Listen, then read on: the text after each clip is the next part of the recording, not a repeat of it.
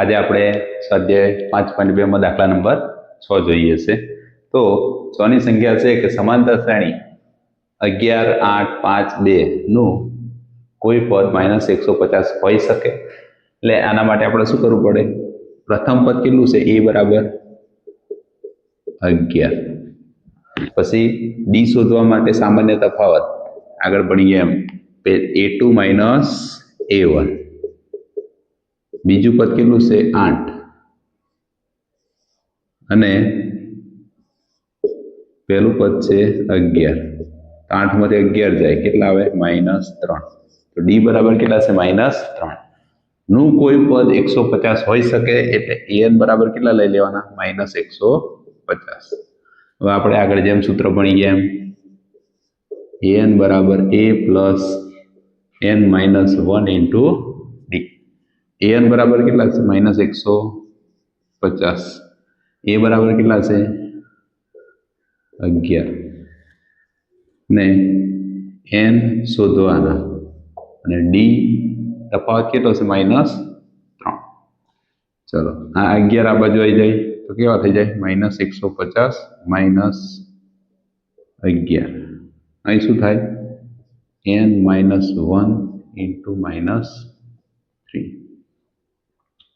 હવે 150, 160 ને 161 minus minus plus થઈ ગયા. બરાબર? 3 ગુણ્યા n 3n થઈ જાય. 3 એકા 3 માઇનસ માઇનસ પ્લસ. આ +3 આ બાજુ જાય કેવા થઈ જાય? -3 માઇનસ આ બાજુ આવ્યા 3. અહીં કેટલા વધ્યા? -3n. બરાબર? પછી 161 ને 3 164 -3n. હવે આ 3 કઈ જાય? ગુણેલા છેદમાં જાય.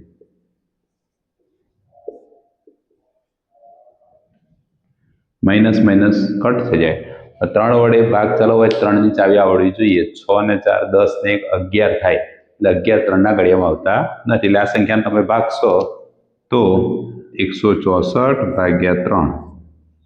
3 પંચા 15, 3 ચોક 12. કેટલા વધ્યા? 2. શેષ વધે છે એટલે નિશેષ ભાગી શકાતું નથી. તો આવું કોઈ પદ શક્ય છે નહીં. તો -150 આ શ્રેણીમાં કોઈ પદ હશે નહીં. એટલે શ્રેણીનું કોઈ પણ પદ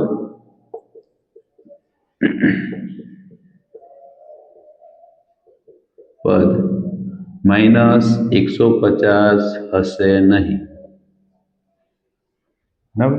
તો આપણે આ રીતના an વાળું સૂત્ર વાપરી અને ગણી શકીએ છીએ.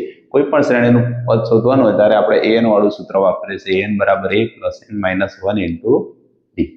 બરાબર? તો આગળ આપણે આવા દાખલા જોતા જઈએ છીએ. આપણે છઠ્ઠો દાખલો ગણી ગયા એ જ પ્રમાણે 7મો દાખલો શું આપેલું છે? સમાંતર શ્રેણીનું 11મું પદ 38 છે અને 16મું પદ કેટલું છે? 73 હોય તો 31મું પદ શોધો. કોઈ પણ પદ શોધવા કે પદ શોધવા માટે સૌથી પહેલા શું જોઈએ? a અને d. તો આપણે શું કરીએ? સૌથી પહેલા જે આપેલું છે લખતા જઈએ. સમાંતર શ્રેણીનું 11મું પદ. 11મું પદ એટલે શું લખાય? a11 કેટલું છે?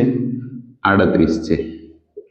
પણ હવે તમને ખબર હોય કે a11 હોય 11મા માટે આપણે આગળ ભણી ગયા એ પ્રમાણે 11 હોય તો શું લખાય? a વત્તા 10d. આને શું કહી દઈએ? નંબર 1. કઈથી લાયા? 11મું પદ 38 છે તો 11મું પદ 38 તો 11મા પદને શું લખાય? a વત્તા 10d. અહીં કીધું 16મું પદ 73. અહીં લખો a16 બરાબર કેટલા? 73. પણ 16 ની જગ્યાએ શું લખાય? a વત્તા 1d ઓછું. કેટલા લેવાના? 15d. બરાબર કેટલા થઈ ગયા? 73.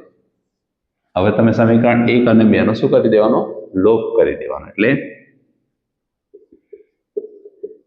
સમીકરણ 1 અને 2 નો લોપ કરતા આવડે. ત્રીજા ચેપ્ટરમાં આપણે ભણી ગયા છે. બરાબર? તો લોપમાં શું છે? પહેલું a વત્તા 10d. પહેલું સમીકરણ લખાડો અને બીજું સમીકરણ લખાડો 15d બરાબર 73. નિશાની બદલવાની. પ્લસ હોય તો માઇનસ, પ્લસ હોય તો માઇનસ, પ્લસ હોય તો માઇનસ. આ પ્રમાણે આપણે જોવાનું. જુઓ a પ્લસ છે, એ માઇનસ છે એટલે એ ઉડી ગયા. 10 આ પ્લસ છે આ માઇનસ છે, આ વચ્ચેવાળી નિશાની જોવાની નથી. 10 માંથી 15 જાય તો કેટલા વધે? 5d. અને કેવા આવે? માઇનસ. 73 બાદ કરો 38 માંથી તો કેટલા વધશે? 13. 13 માંથી 8 જાય તો 5 અને 6 માંથી 3 જાય 3. 35 35 70 ને 3 73 એટલે 35 આવે. આમાં મોટાની નિશાની આ કેવા છે? 73 માઇનસ, તો આ જવાબ કેવો આવ્યો? માઇનસ. નાની સંખ્યામાંથી મોટી સંખ્યા બાદ થાય, જવાબ કેવો આવે? માઇનસ. હવે આપણે શોધવું છે ડી, તો ડી જોડે ગુણેલા છે -5, એ કઈ જાય? નીચે જતા રહે. -5 5 7 35, ડી બરાબર કેટલા આવી ગયા? 5 7 35. જો માઇનસ માઇનસ ઉડી ગયા, 5 7 35, ડી બરાબર 7. હવે આને આપણે સમીકરણ કોઈ પણ એક સમીકરણમાં મૂકી દઈએ. સમીકરણ 1 માં ડી બરાબર કેટલા મૂકવાના? 7 મૂકતા ચલો સમીકરણ 1 શું હતું? a વત્તા 10d બરાબર 38. ડી ની જગ્યાએ કેટલા મૂકીએ? 7. તો 10 7 70. આ 70 કઈ બાજુ જાય? પેલી બાજુ જાય તો કેવા થાય? માઇનસ. 38 માઇનસ 70. 38 માંથી 70 જાય તો 40 ને 30 70 એટલે કેટલા? 32 વધશે. પણ કેવા? માઇનસ. તો એ બરાબર કેટલો જવાબ આવ્યો? -32. 38 ને 2 40 ને 30 70 થઈ જશે. બરાબર. આ પ્રમાણે આપણે એ અને ડી મળી જાય. હવે કયું પદ શોધવું છે? શ્રેણીનું 31મું. આપણે એન વાળું સૂત્ર બધાને યાદ છે, એ વાપરવું તો એ અને ડાયરેક્ટ ગણવું તો ગણી શકાય. બરાબર. તો એન વાળું વાપરી કાઢીએ. Plus n - 1 into D.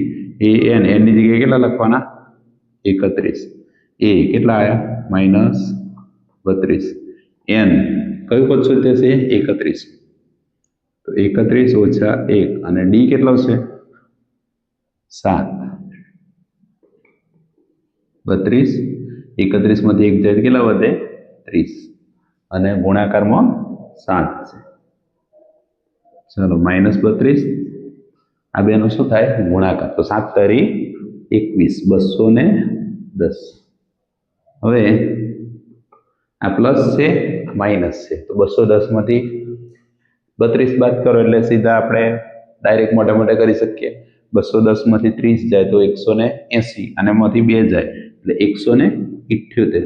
Plus આવે માઇનસ તો મોટાની નિશાની કેવા છે? પ્લસ. તો જવાબ કેવો આવે? પ્લસ. તો 31મું પદ કેટલું હશે? 178. આ પ્રમાણે કોઈ પણ પદ શોધવું હોય, કોઈ પણ દાખલા, તો શું જોઈએ તમારે? સૌથી પહેલા એ અને ડી, પ્રથમ પદ અને સામાન્ય તફાવત હોય તો કોઈ પણ દાખલાનું 50મું પદ 31મું કોઈ પણ પદ શોધવું હોય શોધી શકાય. આ પ્રમાણે આપણે આગળ જોઈએ.